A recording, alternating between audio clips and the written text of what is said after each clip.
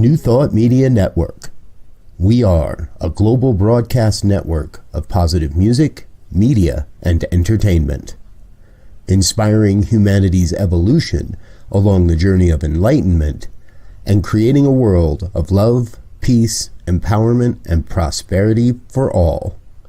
New Thought Media Network. Positively inspiring.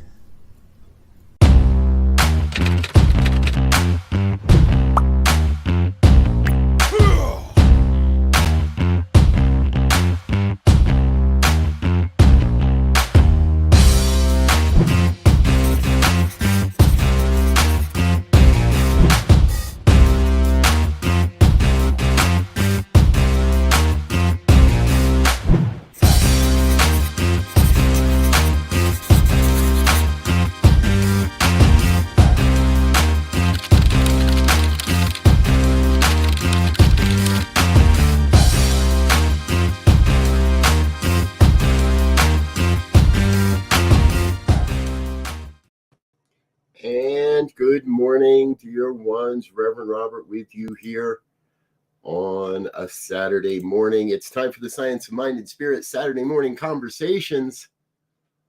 Today, I get that great honor to facilitate and share with you all a bit more about the science of mind and spirit. Thanks for being with us. If you're new to the program, you'll catch on as we go. If you've been here before, you might know a little bit about how this works. Now, it is the very first Saturday of 2023, and so things are going to be a little bit different here today than they are most weeks. However, I'm really excited because this is now year number 3. 2021, 2022, and now 2023. This is the beginning of our third year of this format. And what we do is we use this wonderful textbook right here. Sorry, still setting up the new studio, so we got to play the green screen game. This wonderful book, The Science of Mind, by Ernest Holmes. And over the coming weeks, myself and our team of folks are going to talk about the different, we're going to go through the book. We're going to study the book. Good morning, Brother Diego. Glad you're with us. Everyone else that's out there and watching, please feel free to leave a comment, chime along, say good morning. Let us know you are out there. With StreamYard, I don't really know who's there until you say something. Good morning, Fiona, or afternoon, truly, for you. Good afternoon. Should be, 5 o'clock there. Everyone else, grateful you're here. Thanks for being with us. Linda, welcome. Glad you're here. Paperback works just as well. Exactly. Myrna, good morning. Buenos dias, Run. All right. Myrna is my new unofficial mentor, helping me to start integrating what little Spanish I do know so that I can learn more Spanish as I go. Thank you, Myrna. I don't know if you knew that until just now. I don't know that I knew that until just now. All right, so back to the book, Science of Mind by Ernest Holmes. There are paperback editions. There are hard copy editions. There's old editions from way back when. And this is one of those nice leather bound and gold leaf and that some students gave me a long time ago. And I'm very, very protective of it, let's say, because, and here's something I want to encourage, is I've got notes in this book everywhere. Page 399, we should be careful to distinguish daydreaming and wistful wishing from really dynamic and creative treatment. Like, I have all kinds of notes throughout this book, and I encourage you to do the same during this year as we move this year through the book. Lori Carlson, good morning, dear one. Grateful you're with us. Thanks for being here. So happy you're here. Dawn from Florida, good morning from Florida. I trust you're having a good day there and good weather there. It's still cold here in Colorado. All right, enough of that. And I want to make sure I announce this as well. We've got some new team members coming up. Well, we've got one new team member coming onto the team. Reverend Dr. Raymond Anderson is going to be joining us this year. So as you see, we've got a team of 7 of us. And that means that we're going to each speak about, 7 or 8 times over the year. Today we're doing a lot of introduction stuff. So today we're going to just look at the foreword, and I'll explain that in just a minute or two. Today may be a little bit of an abbreviated day. And we really encourage you to be a part of what we're doing. Yes, Diego, Raymond is awesome. And I am personally looking forward to his sharing. And the whole process here, folks, is not designed to just be a lecture. We sort of tried that the first year and realized we want more. And so we need your participation. We want your participation. We don't want this to just be a talking head, myself, or any of these amazing people. Because believe me, everybody on that list, everybody on that flyer, on that image, can easily just talk for 30, 45, 50 an hour, whatever. We can all do that. We know that. And we really believe that's an older way of participating with this philosophy. And what you're going to hear this morning, we're only going to read a few pages. So if you have your book, if you have a copy of the book, definitely want to grab it. Not even talking heads floating in the mountains. No, not even talking heads floating in the mountains. Diego, I love you, brother. I see Wade's here as well. Wade, bonked on the head by spirit in a good way, I am trusting.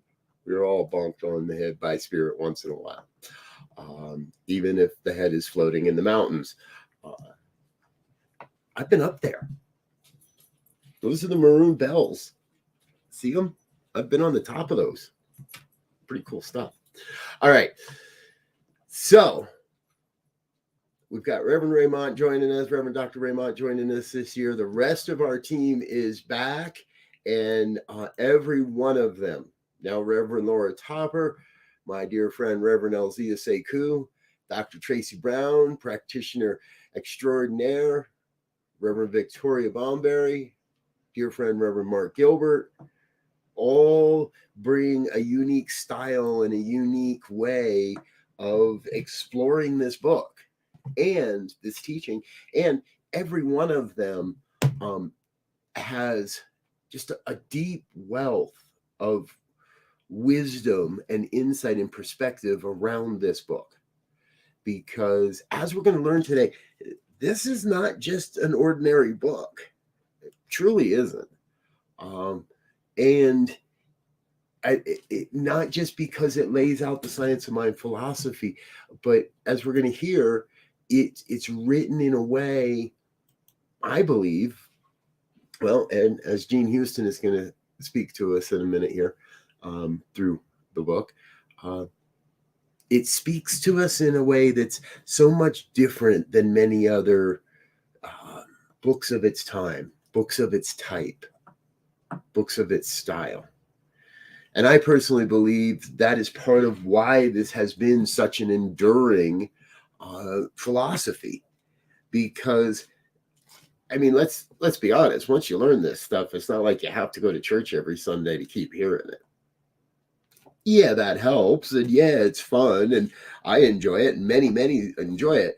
But I know just as many people that have read the science of mind, studied the science of mind, never speak the word science of mind, are not active in communities, but are absolutely living the principles found in this. And so again, each week we are going to go chapter by chapter, verse by verse, as it were, and with our rotating cast of teachers, and invite you to chime along, to be a part of it, to find your way through this material with us.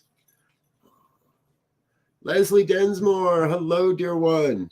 So grateful to see you here. I know that because you gave me a thumbs up. And Laura Topper, Reverend Laura Topper, glad you're with us too this morning, dear one. I see your reaction there also. Okay, so as I said, I've wasted enough time. Let's dig in. If you have a copy of the book, please do feel free to open it up and follow along. This week we're just gonna explore the foreword by Jean Houston, just a few pages. And that's also part to give everybody a reminder that we're going to start the heavy part, the real part of the book, if you will, the chapters. And next week we'll start with the thing itself, chapter 1. And so this is a chance to get us into the flow of it. And we'll again probably be a little bit of a shorter program today, abbreviated version of the program today. However, we'll dig into this. That'll give us time to read chapter 1 for next week. And then next week, we'll go through chapter 1 together. And gives you a chance to read ahead a little bit if you want. So, all right. The foreword by Jean Houston, PhD. And I'm reminded, I had the opportunity to see Jean, Dr. Jean Houston, as a speaker once. And in that experience, she read to us from her latest book. I'm going to try not to do that today. And we've only got a few pages, which is good.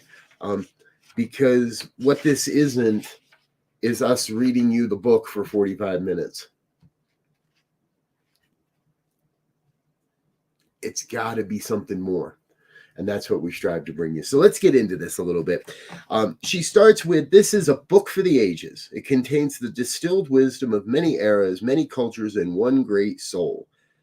We must assume she means Dr. Ernest Holmes there. To read it is to be charged in the alembic of change. Now, that's the first word made me go looking in the dictionary. I'm not familiar with that one. It's a device. It's an antiquated device used to distill things. So she's speaking that we're distilling down to the purity or the truth of it all. To be charged in the alembic of change, to enter into partnership with God, to relearn the laws of co-creation. And I love that word choice right there, to relearn. And not one of us comes into life, with and not have to, and needing to learn this. We just kind of need to remember it. So we know it. It's part of our nature. Our ability to co-create is not something we can turn on or turn off. It's not something, it is inherent. It is part of us. What we have to learn, I believe, is how to consciously use these powers and these principles and to use this. And as we read through this, you're going to see Jean makes similar comments and I believe has a similar belief system. Okay. It is perhaps one of the most potent and influential books of the 20th century, yet it appears in no compendiums of great books. Its words have inspired countless millions, seeded the growth of spiritually innovative churches and philosophies, yet no universities place it in its curriculum. It's true, which is very right. In precise and powerful prose, it lays out the blueprint for the remaking of the mind and the reenactment of the world. It lays out a blueprint for us to remake our minds, to reimagine, to remold, if you will, our thinking and how we think and how we go about this. And the reenactment of the world, the remaking of the mind and the reenactment of the world. Now, I don't think she's speaking to we're reenacting the creation. I think she's speaking to the fact that we're reenacting in our worlds. I could be wrong. Jean, if you're watching, let me know. All right. Yet the architects of this psychology and social forms know little about it. Perhaps this is as it should be, for it is the hidden masterpiece that must be discovered only when one is ready to enter upon the larger life. And this is one of the first real important points that I'd like to make this morning, is This is that concept that it comes to you when you're ready, right? This is the same is said of the Course in Miracles. The course, everybody's taking the course. It just comes to you when you're ready. Everybody's living the science of mind, but we may not know it and we may not discover it until we're ready to take a step into a larger life. Now, here's the fun part. I fully believe that more and more and more people are ready to take that step into their larger life. And so I fully believe that when she wrote this, and I don't have the exact year when this was written. It was written for some, I mean, it wasn't written in 28, that's for sure. At the time that it was written, I believe the science of mind was still in many ways a hidden gem. But I also know that it isn't, and it hasn't always been a hidden gem. It's been, I want to call it elusive gem. The author of Star Wars, there's a pretty well-known picture out there, and in that he's posing for a picture with his son. Well, a very astute minister happened to notice that in the bookcase behind him is a copy of the Science of Mind, copy of the book. And many years later, that minister had the opportunity to be in an elevator with him, and wanting to be respectful and not wanting to be a falling down fan kind of person, he just asked and said, "Hey, in this photo, I noticed this book, and I was wondering if it was something that you had studied and if it had influence on you." And he looked a little confused, looked at his assistant. His assistant whispered something in his ear. He looked back at the minister and he says, "Yes, that's where we got the power from. The force. That's where we got the idea of the force." So through reading Holmes's work, popular culture has been influenced by this work going way back. And that's just modern popular culture. The popular culture of the early 20th century, the early 1900s, leading into the 20s and the 30s and the 40s, was all influenced in many ways. Much of Hollywood was influenced by Ernest Holmes and the writings of the Science of Mind. I digress a little. When we're ready to enter into the larger life, the door is always open. And whether it's Holmes or whether it's Joel Goldsmith or whether it's other authors, more contemporary authors, whether it's Course in Miracles, when the student is ready, the teacher appears. In my life, there has been no greater teacher than the Science of Mind textbook, than this exact book, regardless of who I've been studying it with. And I have studied it. I've studied this book with many great people and many amazing people across the past 20 years at one time or another have studied portions of this book or the whole book. So I'm always excited to get started on this journey each year with whoever's out there and who's ever coming along. Jean continues on this first page of the foreword. If I were to state the essence of the teachings of the Science of Mind, it would be that the highest God and the innermost God is one God. We hear that a lot. The highest, most God and the innermost God is one God. The core of each human being is the original creative genius of the universe. Yes. We are therefore the lensing of God's stuff on earth, the focalization of eternity in time. We are the focalization. We are the ability to focus in on, I just lost it. Sorry about that. Of eternity in time. We are a perspective of the eternal as it is in this human experience, bringing the divine into human time. Consciously or unconsciously, we direct the flow of the universal mind into form. In other terms, the cosmic engine is started, but we each guide it in our own life. We, consciously or unconsciously, we direct the flow of universal mind into form. I have an example about that.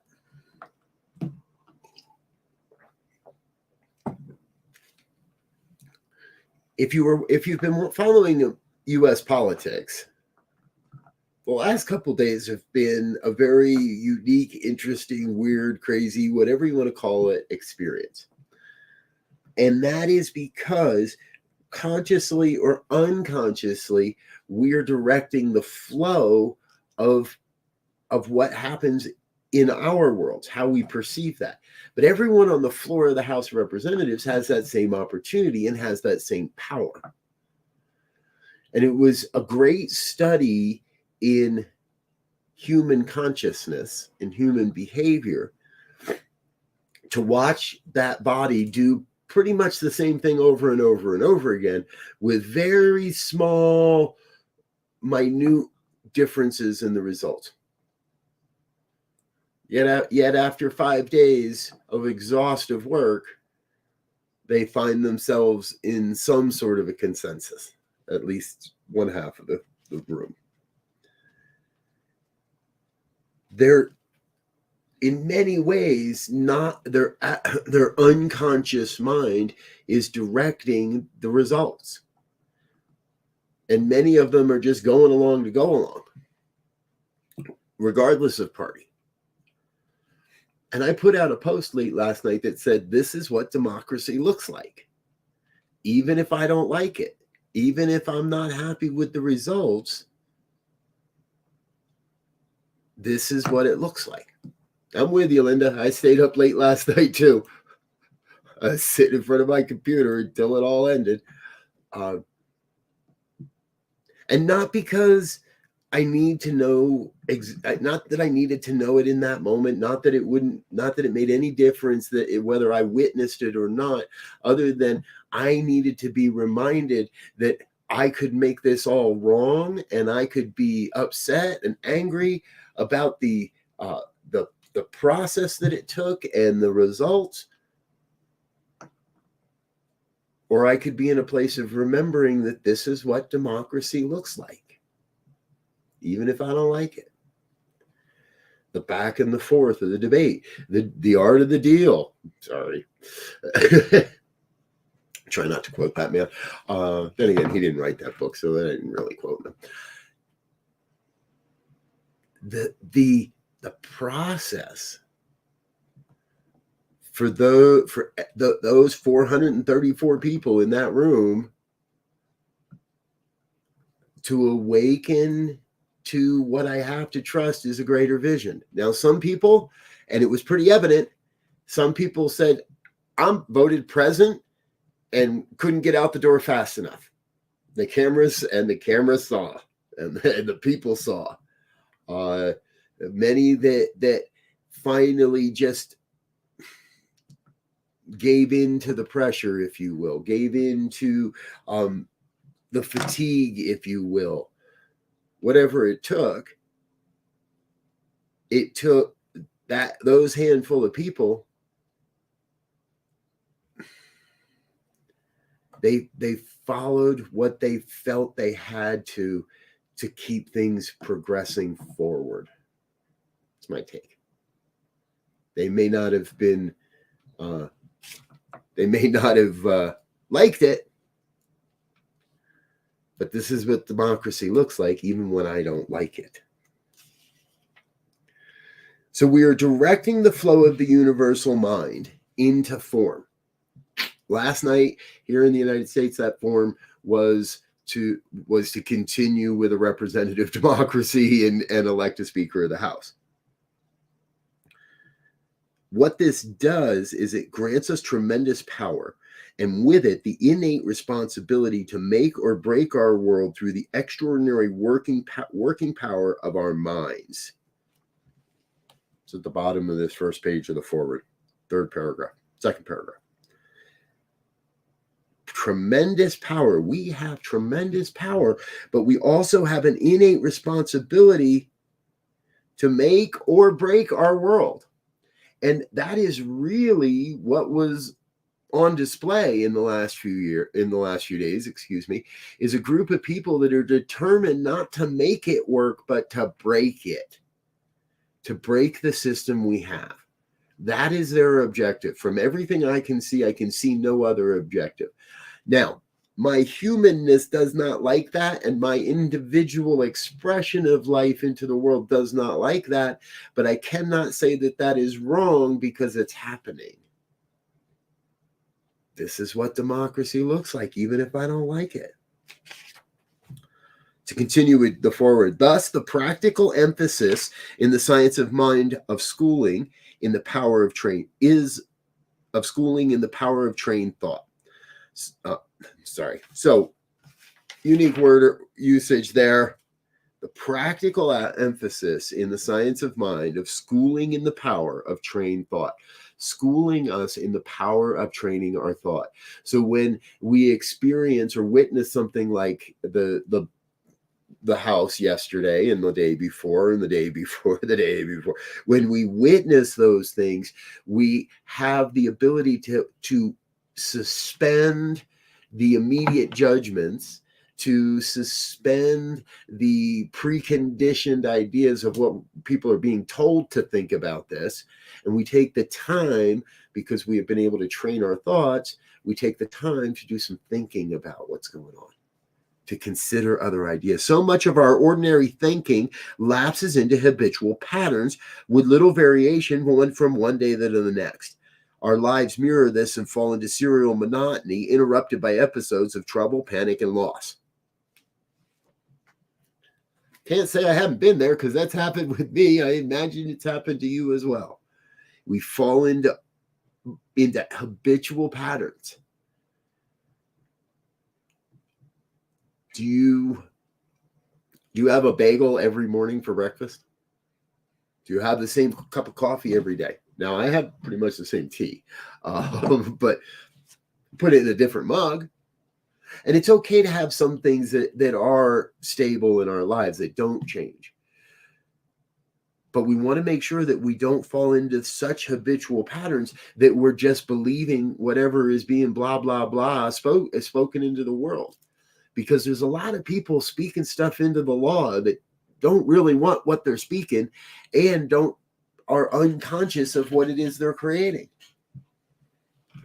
We get to counteract that by being more conscious, overly conscious, if you will. No, I don't like that. You can't be overly conscious. So much of our ordinary thinking lapses into habitual patterns with little variation from one day to the next. Our lives mirror this and fall into serial monotony, interrupted by episodes of trouble, panic, and loss. We live, then, as limited, crippled versions of who and what we are, suffering the continuous of emotional plagues and toxic thoughts, and the world reflects this tragically.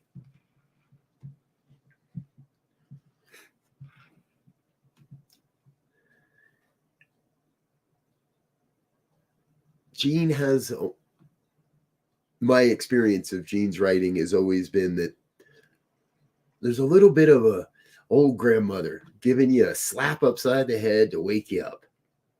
Now, we don't need to deal with the physical side of that any longer in our lives.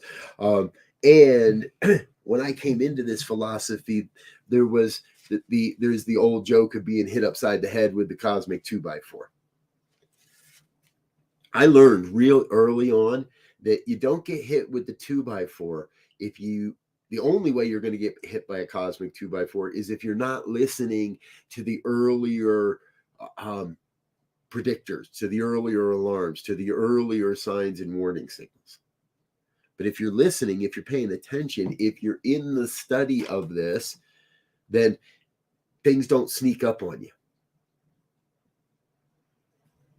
You've learned to train your thoughts to see and paying attention to those earlier thoughts that say, hey, what if? Or, wow, I wouldn't want that. I wouldn't want to go there, or so on and so forth. Our lives mirror this. The science of mind takes seriously the dictum of being recreated through the renewing of our minds. And not just our minds, but our bodies and souls as well. The power of second genesis lie within us, but this means that we must agree to attune and orchestrate our thoughts and emotions towards higher purposes and creative ends. We talk about that around here all the time, right? It's all about saying yes to our co-creative nature, to our higher calling, to that which is in our heart. And so here we are, first of the year. I'm once again, as I do every year, making a recommitment to study this science of mind as I go in real time, not sitting here saying, oh, I know all this. I mean, I got a ton of notes in here. Yeah, I got all kinds of indicators in here for myself, but I'm not going to sit here and say I know this. I'm going to sit here and study this with you. That's the invite. To study this with you, with whoever wants to be here on Saturday mornings. And this amazing group of people. Let's remember, we got some amazing people helping us to teach this. So it's not just me every week.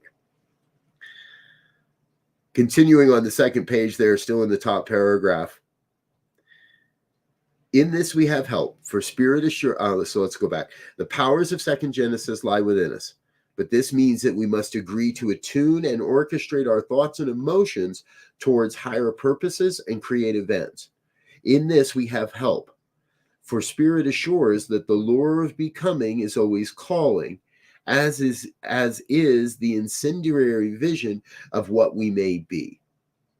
We are limited only by concept and the refusal that comes from ignorance or laziness to remount the slope of thought. The only thing that can really hold us back is our own ignorance or laziness. The only thing that can hold us back, excuse me, is our own laziness or ignorance of truth, or ignorance of how this works.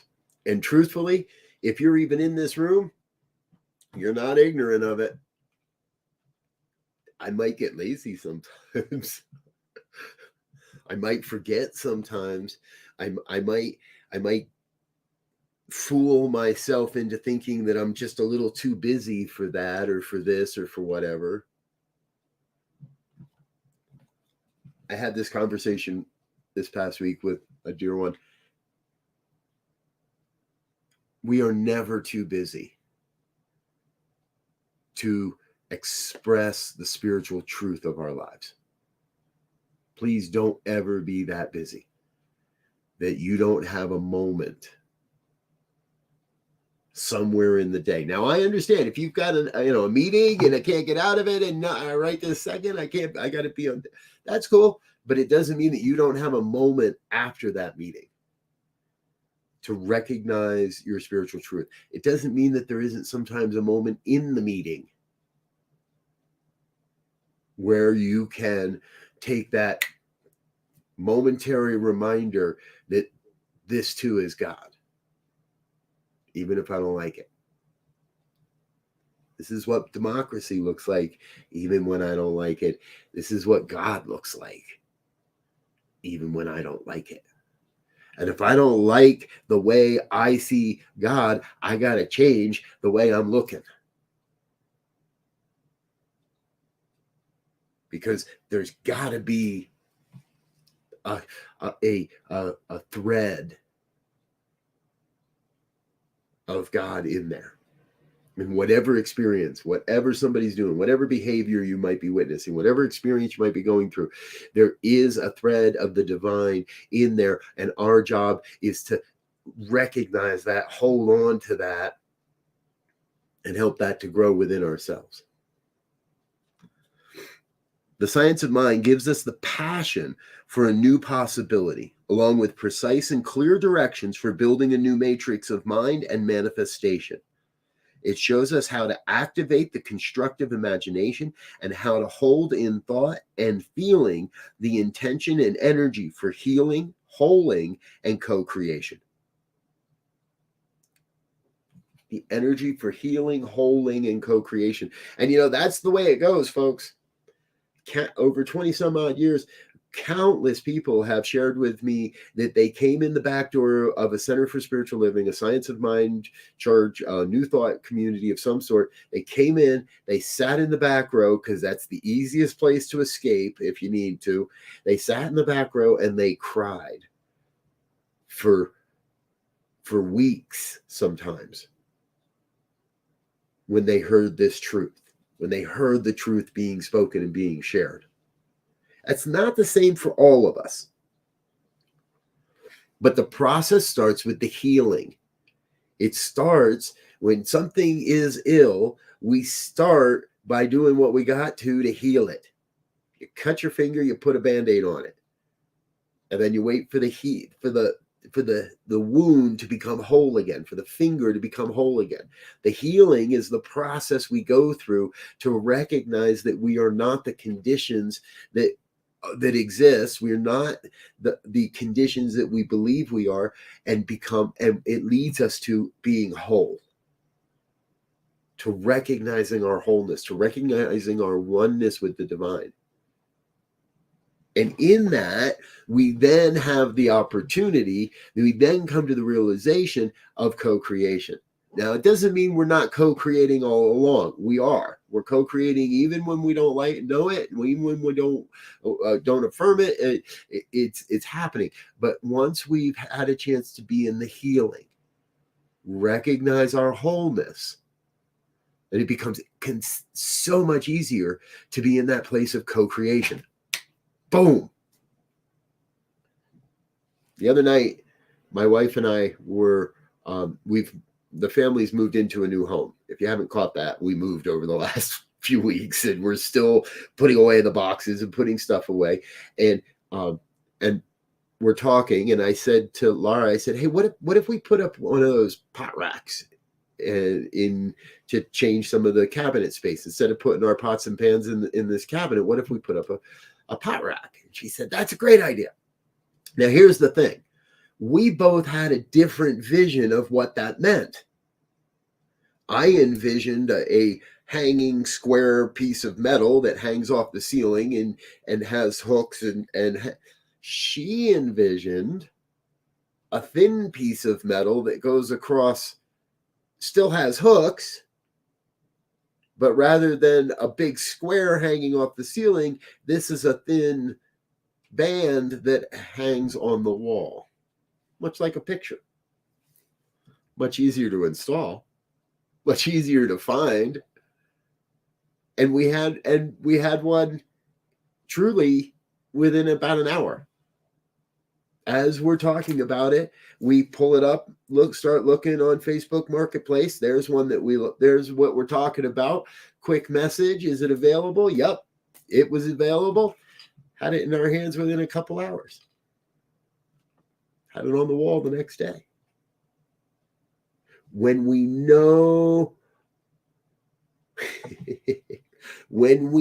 how to use this stuff, we have the ability to instantly manifest and demonstrate what we want. Now, that's not make me a pot rack, right? No more pot jokes, Diego. We do live in Colorado. You say pot rack and everybody just starts to giggle. No more. Anyway, it's not create me a pot rack. It's let me be open to where the source has already demonstrated what it is I desire. The pot rack was already there. It was sitting there waiting for us to awaken to its necessity in our home. It had a purpose to fill, and it was waiting for us to awaken to its necessity in our home. You have a purpose. If you know what that is and you're working towards that, great. You've awakened to the necessity of that purpose in your life. If you haven't, that's okay. That's what the Science of Mind is going to do for us this year. It's going to help us awaken to those purposes, to what it is that we are here to co-create and just don't quite recognize it yet. Or maybe we do, and we just need a group of people to help us and support us and remind us along the way. And we need some inspiration on how to activate this along the way. I said this was going to be an abbreviated version session today. It's not. Sorry, I lied. The Science of Mind gives us the passion for a new possibility, along with precise and clear directions for building a new matrix of mind and manifestation. It shows us how to activate the constructive imagination and how to hold in thought and feeling the intention and energy for healing, holding, and co-creation. It shows us how to stop boring God by waking up to the fact that we are here in God's school to learn the principles of world making and the evolving of self and society. Holy schmolies. We are here to learn the principles of world making and the evolving of self and society. This year, here at the New Thought Media Network, you're going to hear a lot about culture and building culture and embracing culture and co-creating a new culture. It can be messy work, or at least that's what we've been led to believe. I also believe we have the ability to make it joyous work, to make the exploration, recognition, and recreation of a new thought culture in a virtual, digital, and physical community. Yeah, there's some big things coming. Evolution is seen to follow involution, wherein we discover that our minds are stargates, our bodies cells of mystery, and that gives us keys to the emerging phase of our existence. Ernest Holmes was one of the first to direct us to what is to be found in the vast ecology of inner space. In his scope of understanding and application, he anticipated and prepared the field for the revolution in mind and brain research that was to come. And all of that has happened, and all of that has been fulfilled. There's no question in my mind, this is exactly how it happens. Evolution follows involution. We must think internally and have that vision internally in order to see it evolve out into the world as our worlds. We discover that our minds are stargates, our bodies called of mysteries that give us keys to the emerging phase of our existence. How cool is that? The patterns of an emerging sacred psychology are offered in the knowing that as we go within, we can access the depth structures of our being and build bridges to the great archetypal realm wherein lie the dynamic designs that form and reform our reality. She does get a little poetic sometimes, and I love it. The Science of Mind shows us how to be active and creative citizens in a universe and innerverse richer than all previous imaginings. Written in what some may believe to have been a simpler time, his work speaks to the future, to a future more complex time as well. Although Holmes' use of language belongs in the 20s and the 30s, the ideas expressed remain larger than the constraint of words or even more relevant to today's necessity. And I just want to take a brief second here to plant that seed and let people know I am now starting to hear the murmurings of projects to rewrite the Science of Mind textbook as a gender inclusive version. Doesn't mean we're going to throw away the old words and the words of their time, but it means that there is a movement to look at, is it readable? What would we have? How much work would it really be? Is this possible to create a gender inclusive version or gender free version of the Science of Mind? We're also looking at how we can create a Science of Mind for teens in this movement. And I think that is so much more important right now. Jean continues, Holmes seemed to anticipate the world of the new millennium, with its compounding of factors unique to human experience. How can we deal with a world in the throes of a whole system transition in which everything that we have known is changing at so rapid of a pace that we are caught between the dangers that threaten us and the opportunities that beckon us? I foretelling the future, for that is truly where we are right now. We are in the midst of a whole system change, a whole system transition, and it's going to have to be the whole system. We can't just change how we do policing and not change how we do education. We can't change how we do food service and not change how we do restaurants. We can't change how we do healthcare and not change how we do insurance as well. All parts of the system must change, and we are in the midst of that right now. It is one of the greatest upheavals, I think, of human history that we are facing right now, and that's not a bad thing, because we're the ones that have the tools and the resources, and we understand, and we've awakened to this in a way that we are here to serve that change, so it doesn't have to be painful or suffering. So it can be a change, a work of joy and community.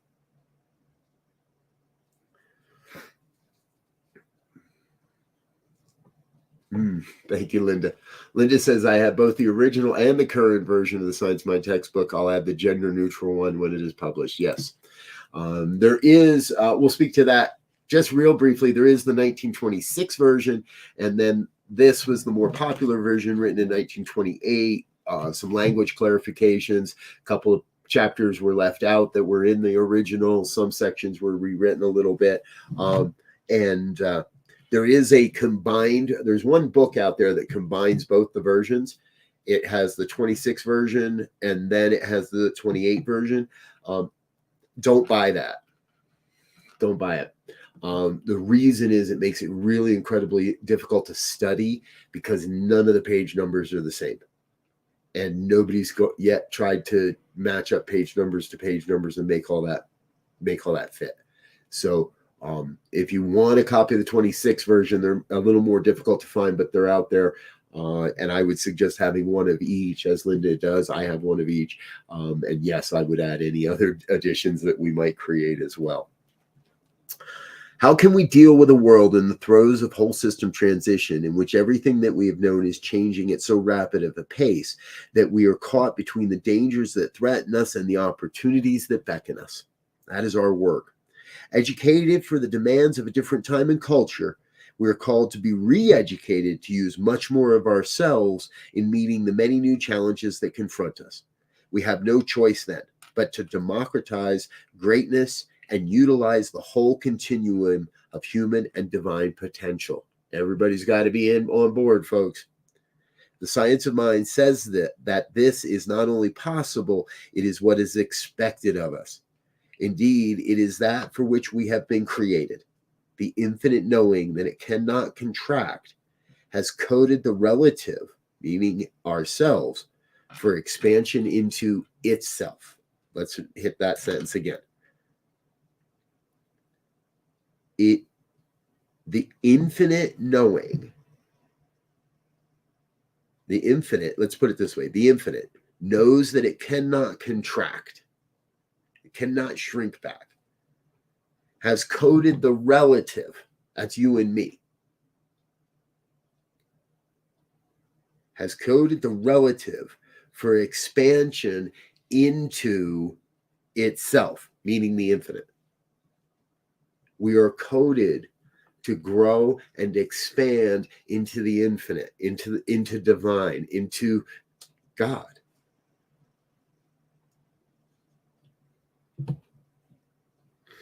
For the first time in human history, we are required as a species to extend ourselves into radically new ways of being.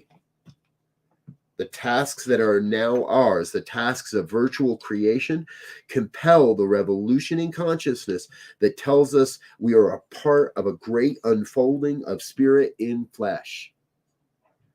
These are the times we are the people this is the book that can help us do it. Written by Gene Houston, Dr. Gene Houston. And so there is, dear ones, the foreword, if you will, the prelude, the introduction to what we're going to do here on Saturday mornings throughout 2023. We'll be here every week, 9 a.m. Mountain Time. Myself, again, let's bring up our cast of characters here from left to right. Reverend Dr. Mark Gilbert, Reverend Victoria Bomberry, Dr. Tracy Brown, RSCP, my dear brother, Reverend Elzia Sekou, myself, Reverend Laura Topper, Reverend Dr. Raymond Anderson. One of us will be here each and every week to share with you a conversation around this mighty book. If you've been with us this morning, I thank you for being here. Thanks for hitting the like button, the share button, the subscribe button, whatever kind of buttons you might have hit. If you'd like to be a part of the New Thought Media Network and support this ministry, please do so. Your contributions go a long, long way to making sure we can get this message out to as many people as can hear it. If it's their time to wake up to the science of mind, it's our time to support that. And you can do that by heading over to the website, clicking on the donate button. And if you would, make your donation a monthly. It'll do an auto draw every month on your donation for you. Dear ones, I love you. I think you're amazing. I'm going to get out of here for now. I'm going to let you get into your studies. Please reach out, stay in touch with us.